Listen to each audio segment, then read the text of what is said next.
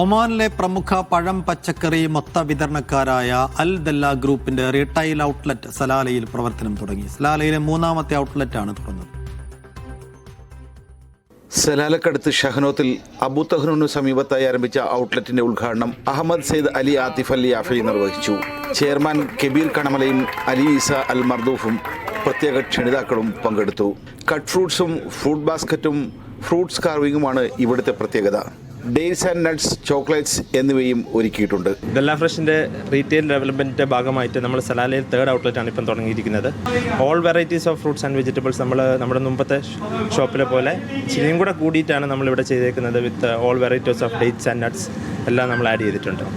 നമ്മൾ പുറം രാജ്യങ്ങളിൽ നിന്ന് കുറേ ഫ്രൂട്ട്സ് ആൻഡ് വെജിറ്റബിൾ ഇമ്പോർട്ട് ചെയ്യുന്നുണ്ട്. അത് മസ്കറ്റിലാണ് നമുക്ക് വരുന്നത്. അത് ഇവിടെ സലാലയിൽ നമ്മുടെ റീറ്റെയിൽ ഔട്ട്ലെറ്റിലും ലഭ്യമായിരിക്കും. നമ്മളുടെ വീക്കെൻഡ് ഓഫേഴ്സ് നമ്മൾ ഒരു മാസമായി ട്രൈ ചെയ്തുകൊണ്ടിരിക്കുന്നതാണ്. സ്വദേശികളും വിദേശികളും വളരെ നല്ല റെസ്പോൺസാണ് ഇതിന് തന്നുകൊണ്ടിരിക്കുന്നത്. ഉദ്ഘാടനത്തോടനുബന്ധിച്ച് ഒരു വിജയിക്ക് iPhone 17 സൗജന്യമായി നൽകും. കൂടാതെ വീക്കെൻഡ് സ്പെഷ്യൽ ഓഫറുകളും എല്ലാ ഔട്ട്ലെറ്റിലും ലഭ്യമാണ്. ഉദ്ഘാടന ചടങ്ങിൽ പൗരപ്രമുഖരും കമ്മ്യൂണിറ്റി നേതാക്കളും സംബന്ധിച്ചു. Media 1 Salalah.